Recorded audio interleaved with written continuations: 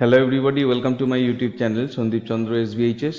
আপনারা প্রত্যেকেই অবগত আছেন যে পশ্চিমবঙ্গ নারী ও শিশু বিকাশ এবং সমাজ কল্যাণ দপ্তর নতুন যে যোজনাটি নিয়ে আসছে, যার নাম হচ্ছে অন্নপূর্ণা যোজনা, যেটা লক্ষ্মীর ভাণ্ডারের পরিবর্তে পশ্চিমবঙ্গে যে সমস্ত 25 থেকে 60 বছর বয়সের মধ্যে যে সমস্ত নারীরা রয়েছেন তারা এই সুবিধাটা পাবেন।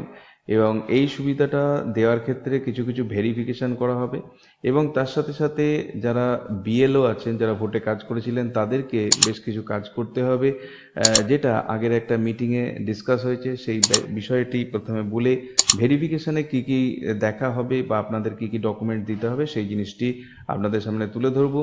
তার আগে অবশ্যই বলবো, যারা চ্যানেলে নতুন এসেছেন তারা চ্যানেলটিকে সাবস্ক্রাইব করে নেবেন এবং তার সাথে পাশের বেল বাটনে প্রেস করবেন, যাতে করে এই ধরনের গুরুত্বপূর্ণ খবরের লিঙ্ক আপনারা সরাসরি পেতে পারেন। তো দেখুন, প্রথম যেটা খবর প্রকাশিত হয়েছিল 19/5/2026 তারিখে, নাম্বার 133 CS/2026 মুখ্য সচিবের কার্যালয়, পশ্চিমবঙ্গ সরকার থেকে সবার কার্যবিবরণী একটা মিটিং হয়েছিল। সেখানে কি কি বলা হয়েছে সেটা আমরা একটু দ্রুতভাবে দেখে নেব। বিভিন্ন সামাজিক কল্যাণমূলক প্রকল্পের আওতায় সুবিধাভোগীদের শনাক্তকরণ ও যাচাইকরণ প্রক্রিয়াকে সুবিন্যস্ত ও গতিশীল করার লক্ষ্যে বিশেষ করে প্রস্তাবিত অন্নপূর্ণা যোজনা প্রকল্পের ওপর বিশেষ জোর দিয়ে পশ্চিমবঙ্গ সরকারের মুখ্য সচিব মহোদয়ের সভাপতিত্বে একটি সভা অনুষ্ঠিত হয়। উক্ত সভায় অতিরিক্ত মুখ্য সচিব ACS অর্থ দপ্তর, প্রধান সচিব স্বরাষ্ট্র দপ্তর এবং সচিব মহিলা ও শিশু বিকাশ ও সমাজ কল্যাণ দপ্তর সহ ভিডিও কনফারেন্সের মাধ্যমে সমস্ত জেলা শাসকগণ উপস্থিত ছিলেন। বিস্তারিত আলোচনার পর মুখ্য সচিব মহোদয় নিম্নলিখিত নির্দেশনাবলী প্রদান করেন। 1 নম্বর, প্রস্তাবিত অন্নপূর্ণা ভাণ্ডার স্কিম রূপায়ণের প্রাথমিক ভিত্তি বা ফাউন্ডেশন ডেটাবেস হিসাবে লক্ষ্মীর ভাণ্ডার প্রকল্প এর বিদ্যমান সুবিধাভোগীদের ডেটাবেসটি ব্যবহার করা হবে। 2 নম্বরে, সুবিধাভোগীদের চূড়ান্ত ডেটাবেস প্রস্তুত করার পূর্বে অযোগ্য, ডুপ্লিকেট বা যারা নকল, মৃত, স্থানান্তরিত বা অন্য কোনো কারণে সুবিধা পাওয়ার অযোগ্য আবেদনকারীদের চিহ্নিত করে ডেটাবেস থেকে বাদ দেওয়ার, যেটাকে বলা হচ্ছে উইড আউট, এর জন্য একটি ব্যাপক পরিচ্ছন্নতা ও যাচাইকরণ অভিযান, ক্লিনজিং অ্যান্ড ভেরিফিকেশন এক্সারসাইজ চালানো হবে। 3 নম্বর, রেকর্ড যাচাইকরণ এবং পরিচ্ছন্নতার উদ্দেশ্যে মিশন মোডে সমস্ত জেলা জুড়ে একটি পুঙ্খানুপুঙ্খ ক্ষেত্রস্তরীয় সমীক্ষা বা ফিল্ড লেভেল সার্ভে পরিচালনা করতে হবে। 4 নম্বর, ক্রস ভেরিফিকেশন, পারস্পরিক যাচাইকরণ এবং বিশ্লেষণাত্মক সহায়তার জন্য স্পেশাল ইন্টেন্সিভ রিভিশন SIR কার্যক্রম থেকে প্রাপ্ত বিভিন্ন প্রাসঙ্গিক ডেটাবেস ব্যবহার করা যেতে পারে, যার পর একটি ব্যাপক পারিবারিক স্তরীয় ক্ষেত্র যাচাই করা মানে house hold level field verification করা হবে।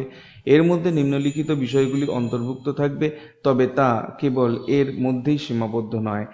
ASDD ডেটা, যার মধ্যে SIR কার্যক্রমের সময় প্রকাশিত খসড়া তালিকা থেকে প্রাপ্ত আনুমানিক 58 লক্ষ এন্ট্রি রয়েছে। SIR প্রক্রিয়ার সময় চিহ্নিত 6 লক্ষ আনম্যাপড বা অচিহ্নিত মামলা, যেখানে শুনানি প্রক্রিয়ার পর সংশ্লিষ্ট ব্যক্তিদের আবেদন বাতিল হয়েছিল। 2026 বিধানসভা নির্বাচনের সময় BIS বিতরণ সম্পর্কিত তথ্য এবং পরবর্তী ASDD ফলাফল।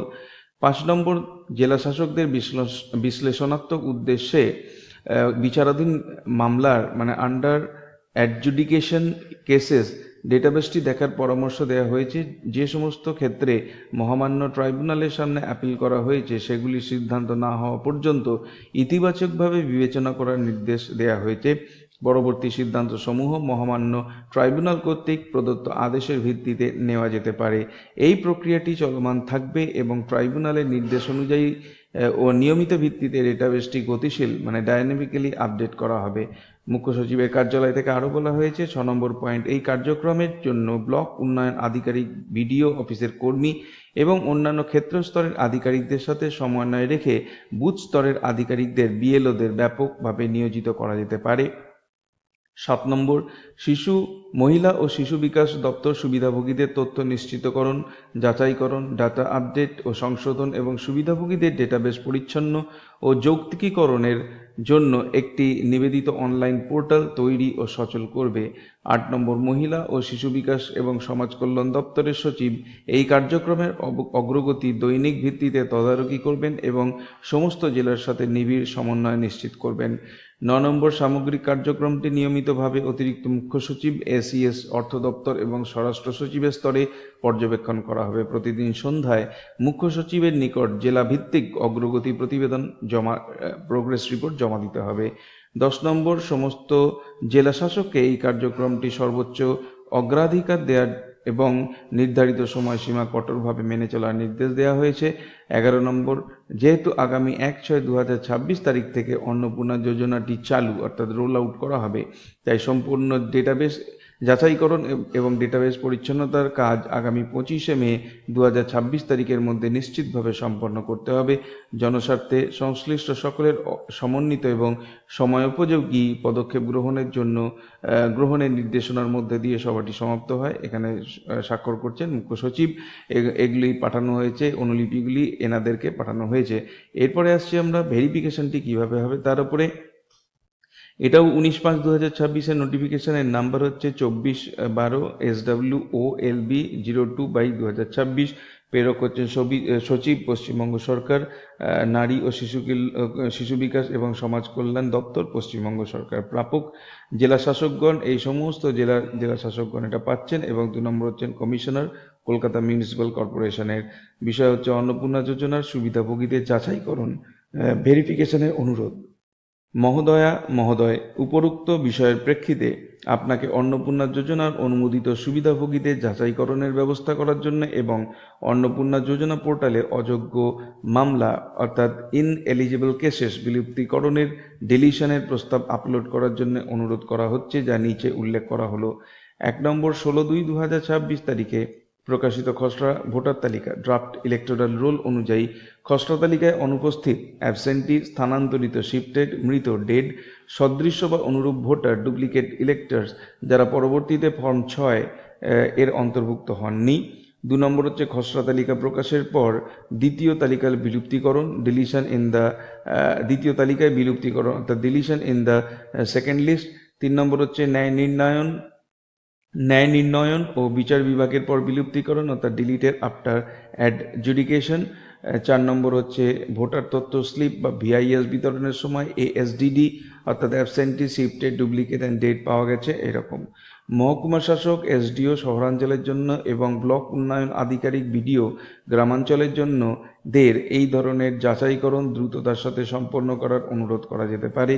যদি এই ধরনের কোনো অযোগ্য সুবিধাভোগী চিহ্নিত করা হয়, তবে সেই সুবিধাভোগীকে যাচাইকারীদের অর্থাৎ ভেরিফায়ার্স দ্বারা চিহ্নিত করতে হবে এবং 25/5/2026 তারিখের মধ্যে পোর্টালে জেলাশাসক, ডিস্ট্রিক্ট ম্যাজিস্ট্রেট দ্বারা অনুমোদিত হতে হবে।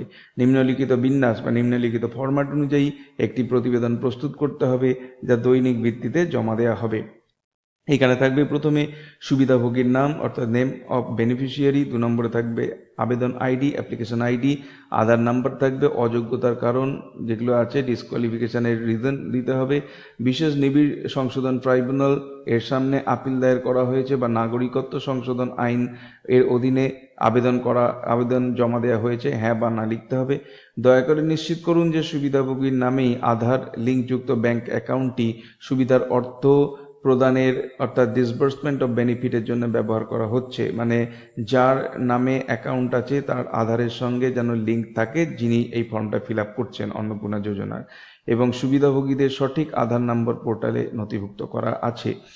এই দুটি পয়েন্টের সম্মতিও অর্থাৎ কমপ্লায়েন্স 25/5/2026 তারিখের মধ্যে পাঠাতে হবে। যদি কোনো সংশোধনের প্রয়োজন হয় বা করা হয়, তবে সেগুলি পোর্টালে আলাদাভাবে চিহ্নিত করতে হবে। এটিকে অত্যন্ত জরুরি বা আর্জেন্ট হিসাবে বিবেচনা করা যেতে পারে। এই আপনার বিশ্বস্ত বলে সচিব, পশ্চিমবঙ্গ সরকার এই নোটিফিকেশনটি জারি করছেন। অর্থাৎ যেটা বোঝা যাচ্ছে যে অন্নপূর্ণা যোজনার কিন্তু যাচাইকরণ ভালো রকমভাবে হওয়ার পরেই যারা প্রাথমিকভাবে পেয়ে যাচ্ছেন, তারপরে কিন্তু এই যাচাইকরণ কন্টিনিউ চলতে থাকবে এবং যারা ইতিমধ্যে এই স্কিমের বাইরে চলে যাবেন বা উপযুক্ত হচ্ছেন না, তাদেরকে কিন্তু কন্টিনিউয়ালি এখান থেকে ডিলিটেডও করা হবে। তো এই ছিল আজকের ভিডিওর বিষয়বস্তু। ভিডিওটি ভালো লাগলে অবশ্যই এটাকে একটা লাইক করুন। চ্যানেলে নতুন এসে থাকলে চ্যানেলকে সাবস্ক্রাইব করার সাথে সাথে পাশের বেল বাটনে প্রেস করুন, যাতে করে পরবর্তীকালে এই ধরনের ভিডিওর লিঙ্ক আপনারা সরাসরি পেতে পারেন। দেখা হবে নেক্সট ভিডিওতে। Till then, good bye and thank you.